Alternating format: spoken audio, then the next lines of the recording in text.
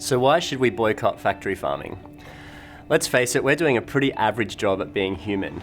Over the last 80 to 100 years, especially post-World War II, we have wreaked havoc on our environment and our food systems, and that's playing out in terms of the health consequences that we're seeing in modern society.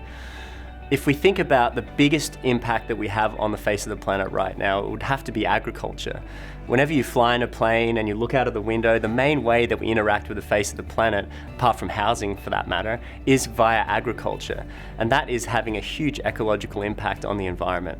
The main degradation that we're seeing today is through the process of factory farming and intensive commercial agricultural practices such as monocropping for that matter. But today, let's focus specifically on factory farming. Most of the agricultural produce and arable agricultural land in the US and Canada and most of the developed world is used to grow broad acre monocrops such as corn, wheat and soy. A large percentage of these crops, from my understanding up to 70% or more, is used to feed animals in feedlot environments, which becomes the meat that we see in fast food outlets and cheap meat in supermarkets that we see worldwide. This type of agricultural practice is causing a huge strain on the environment and a huge strain on the ecosystems which are connected to it. We even have situations where the runoff from these farms, these factory farms, is going down into the Mexican Gulf and causing a huge dead zone, which is reducing the oxygen in the water in that area and causing a swathe of kill-off of fish and species in the water. This is a decision that we have an opportunity to change. Jared Diamond, the author of a fantastic book called Guns, Germs and Steel, was the first one to sort of analyze how society evolved and why was it that certain cultures were able to access certain technology at critical points in human evolution, which led to the agricultural and industrial revolutions. In his most recent book, Collapse, he looks at historically some of the major societal collapses and assesses and analyzes the reasons why those collapses happened. Were they because of disease, or were they because of agricultural issues, or were they because of population pressure or food shortages? And in his book, he also analyzes 3 or 4 different case studies of societies that have averted collapse. And I think this is particularly telling when it comes to understanding how we can avert ecological collapse on planet Earth, plus also the importance of the decisions that you and I make on a day-to-day basis when it comes to boycotting factory farmed animals. There was a story about an island called Tikopia in the Pacific. It is a remote Polynesian island and has been inhabited for about 3,500 years.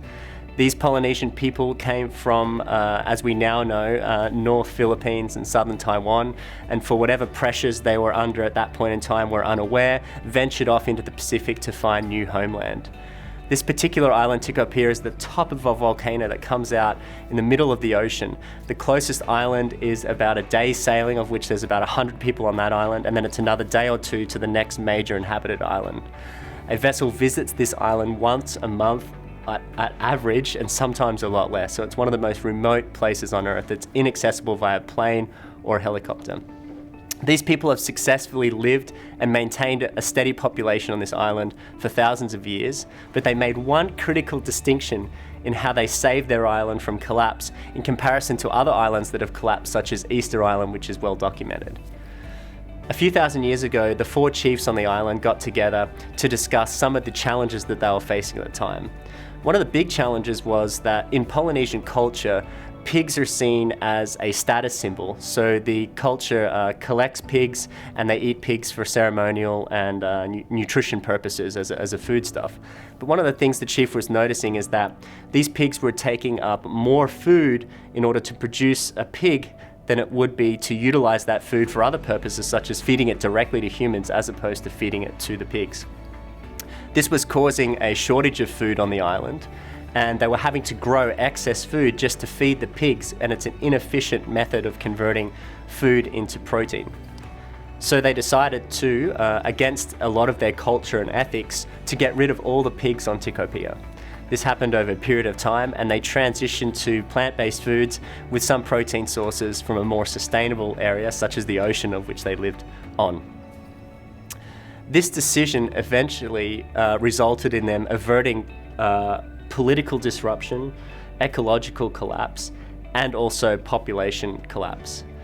The other key distinctions that they made is they stopped slash and burn agriculture, which means the Polynesians used to go in and clear large swathes of land by burning it down and then plant agriculture and then move on to the next land. They could see that this was not sustainable, so they adopted small-scale permaculture multi-tier systems where they planted plants in combination with each other, and also it's called, in modern understanding of it, it's called companion planting, where they have plants that grow together and support each other in a unique way.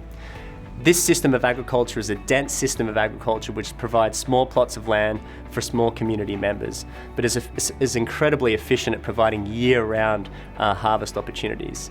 Because they realized that there was a limit to which this island that they lived on could support the population.